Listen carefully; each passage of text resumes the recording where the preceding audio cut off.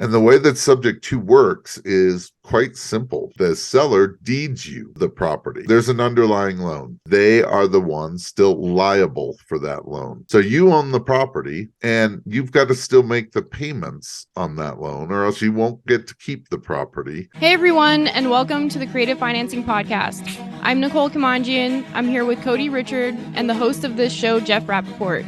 This is episode 255, and today we're starting a new series that's going to be a 4-part all about wraps.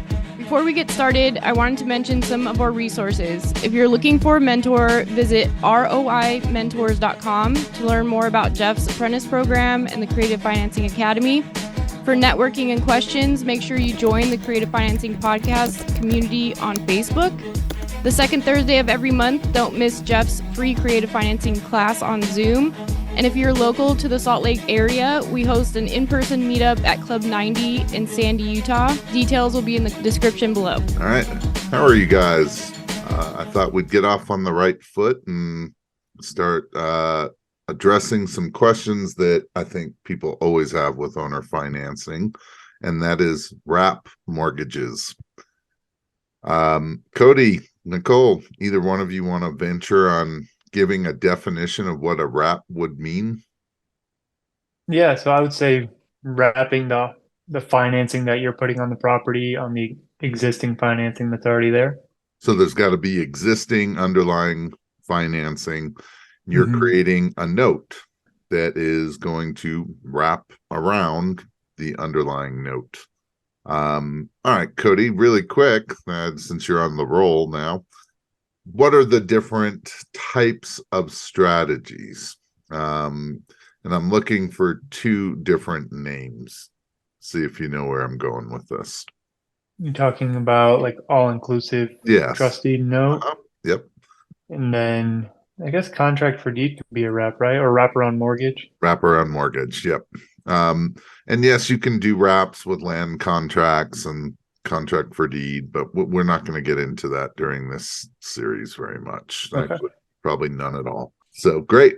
Perfect. Does that make sense for you, Nicole? Do you understand what a wrap is? I think so. Okay. Well, then let's see if I can share my screen. And all right. So just like Cody had mentioned, when we create a new mortgage and there is already an existing mortgage on a property, we are what is referred to as wrapping it, or some states are mortgage states, some states are trust deed and note states. Trust deed and note is called an all-inclusive trust deed and note, or an AITD. And in mortgage states, it's called a wraparound mortgage. And let's quickly go through an example. So if we had a property that's worth $300,000 and we're putting 15 grand down and we're creating a new note for $285,000, 5% interest amortized over 30 years. We have a payment of $1,529 principal and interest. We have a balloon payment due in 10 years of $231,824, and the seller has an existing note for $242,230 with a payment of $1,093 principal and interest. So our new note of $285 will wrap around that underlying note of $242. And there's a couple of things that you should keep in mind. One is our payment, the new payment, needs to be at least as much as the current payment or more. And it would make sense that the balance has to be equal to or more than the underlying balance as well. And the way that this would work is, the easiest way for this to work is that you hire a third-party servicer, and they collect payments from you, the buyer, and make a payment to the underlying mortgage. And if there's any money left over, then that money is then sent to the seller. Does that make sense to both of you? Yep. We got one set up like that right now. Good. One of the things that people like to do, which is when you're buying on owner finance or subject to, and we're going to just touch on a couple of subject to kinds of situations because a wrap can look exactly like a subject to deal, and we'll talk a little more about that later. But when when we're buying, we're creating terms to um, a seller, whether it's subject to or we're creating owner finance, and then we want to sell to an owner occupant, and it doesn't even have to be an owner occupant, but in most cases it will be at a higher price, normally a higher down payment, higher interest rate. Um, we are creating a wrap, right? And an actual, we're doing like a double wrap, right? When we may have wrapped underlying loan with the seller, and now we're even wrapping the loan that we created with a new loan to a buyer. I know that's going to sound a little complicated, and we'll deal with it a little more, but I wanted to point it out because I think that's what a lot of people try to accomplish with owner financing. All right, so how can a wrap be used?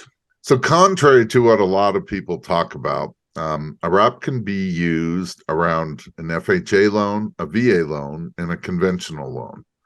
However, not every title company or attorney for that matter will allow you to wrap FHA loans or VA loans. Have you ever come across something like that, Cody? I haven't, but I imagine that's not something that would ever change, right? It's something that's good to know and will likely stay in place for a long time. Well, so this is all based on something that happened, I think it was in the late 1990s, and FHA sent a letter to all title companies saying if you wrap FHA loans and we find out, we will no longer let you close on FHA loans. They never really implemented that, but there are title companies that are still not willing to do it. There are also title companies that will do it. So it's just a matter of finding the right ones. And I say this because I've done it. I've done it on both, and it happens, but you may find some resistance on it. And then how would you know if it is an FHA loan before you're reaching out and already getting that process going with the title company? Yeah, you Is it probably likely you'd have won't. You probably you have to wouldn't. transfer it? You'd probably want to know, at some point in the negotiation process, you'd probably want to know a little more about the loan. Mhm. Perhaps get most recent mortgage statement or the actual note that was signed, and then you'll be able to determine, is it VA, is it FHA, is it conventional, or you don't do any of this and you take it to your title company and they say no, no, no, we won't do FHA, or they don't say anything and they're fine. So Makes sense. now, one of the mortgages that I see people ask questions about all the time are reverse mortgages. Can you wrap a reverse mortgage? Well, you could. I'm not sure that you want to.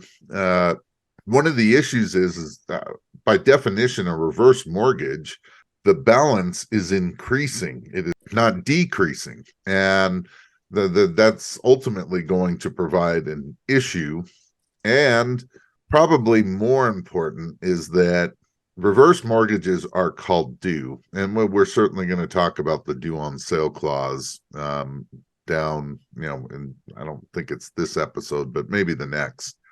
But a reverse mortgage is for people that are, I don't know, 62 and a half, I think. And they've got to have a certain amount of equity in their property, and they're going to allow them to not make any payments, really. And really, they're giving up a portion of their equity each month for not making a payment. Good for more retirement types of people to maintain a good budget. But they have certain rules, and if you don't own or occupy that property, then they have the right to call the loan due. And if you transfer the ownership of the property, they have the right to call the loan due, and they will. So I've wrapped a couple of reverse mortgages, and I've done it when it's been a very short-term exit strategy where it could be a rehab or a wholesale, something where it's going to take a few months. I'm not worried about that. And the last one I did, I actually had the seller call their mortgage company and said, we are planning on moving. We're going to sell the property. We need some time to get it ready and put it on the market, and then we'll get it sold. And they said, fine. So now I didn't really have any issue with having the loan called due. If you're looking to do it long term, I think that's probably going to be a mistake, and I would stay away from that. A wrap should definitely be used cautiously when you're dealing with any kind of variable rate mortgage and or HELOC. HELOCs you might be able to get away with because they're typically smaller amounts, and it's going to make up a smaller amount of your monthly payment. When the entire mortgage is a variable rate, I'd certainly want to know what are the maximums that it can go to, because it can change in a hurry. And if the payment could go so high that it kind of destroys the whole deal, I'd probably stay away from it. So certainly be careful about wrapping any kind of variable rate mortgage. And I imagine the bigger the gap in the monthly payments, the more likely you are able to use something like this or like make it Certainly. work, even Yeah. if it's variable or HELOC. Yeah. Yeah, as long as it doesn't go too high, like you Yeah, said. but the problem is that some of these variable rates can go really high, right? That they Mm. may have like a 7% or higher even position where they can move, right? And yeah, depending on what the balance is, if it were to get to the maximum, it could be quite a bit. I would HELOCs can be kind of tough either way because a lot of them are structured also as interest only for a while, and then they convert to principal and interest and the payment goes up.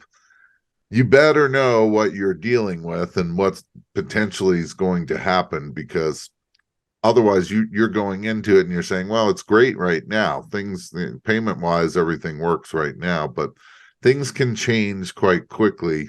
Know what the mortgage is and the terms of the underlying mortgage before you do a wrap. That is for sure.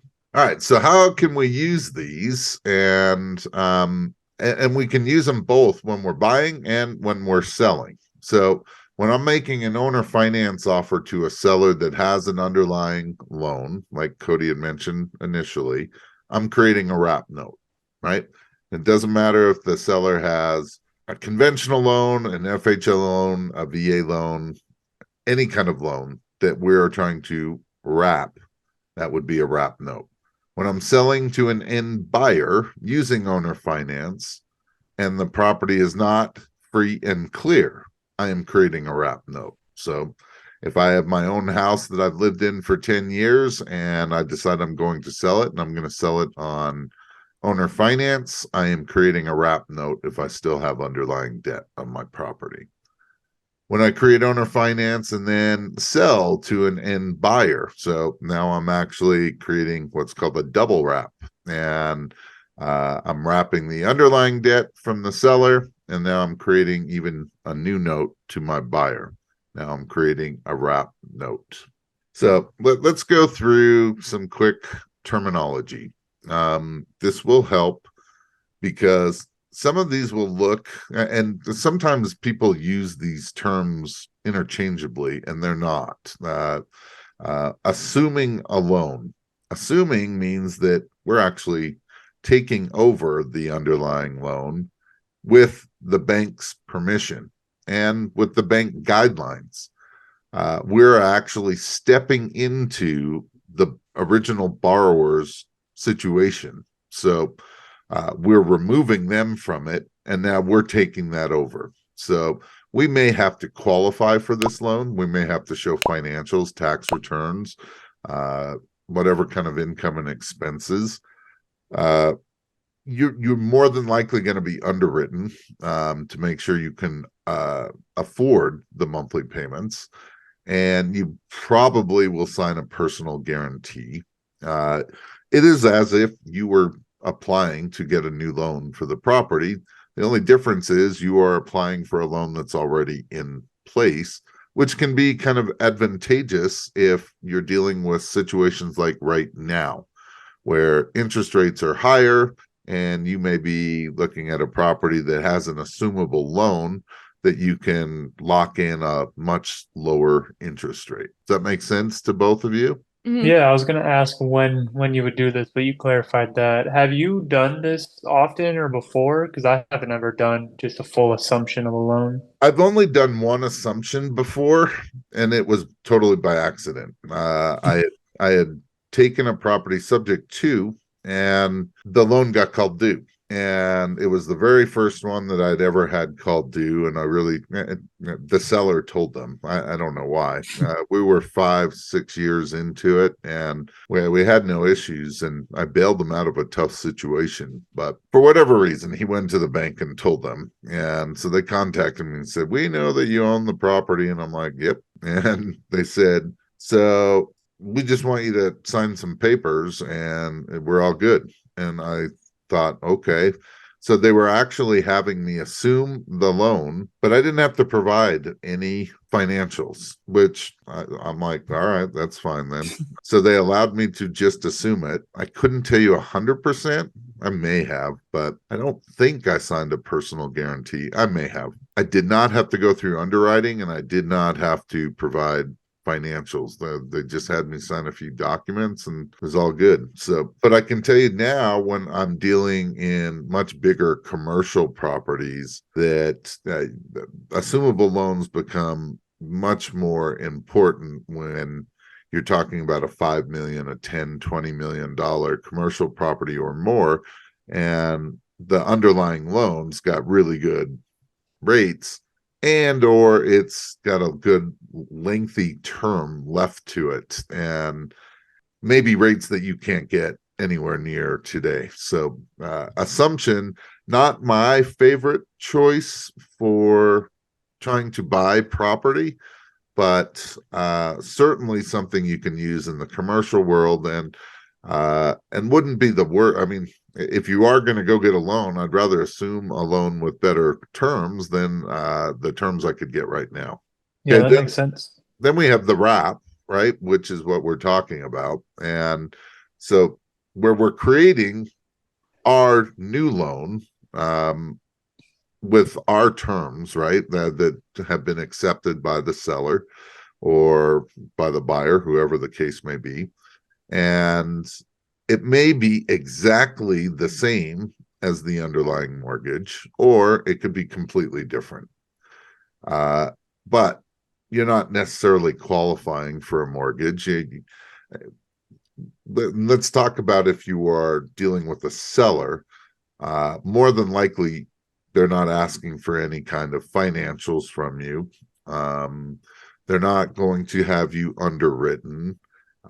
They're just looking at whether the deal makes sense. They don't necessarily know whether you're qualified or not to be able to buy this property.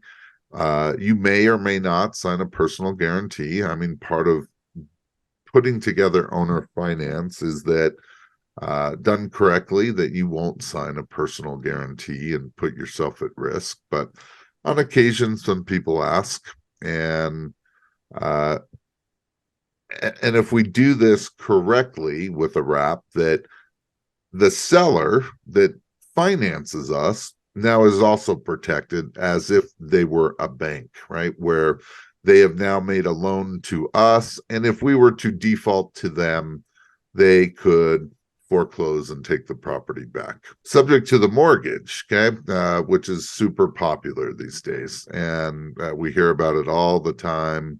It's not something that's new, right? When I started in 1999, that was my preferred way of acquiring properties, subject to. And I can tell you the people that taught me had been doing it for 10, 15 years. And so this isn't a new kind of strategy. It's been going on for many, many years. And the way that subject to works is quite simple.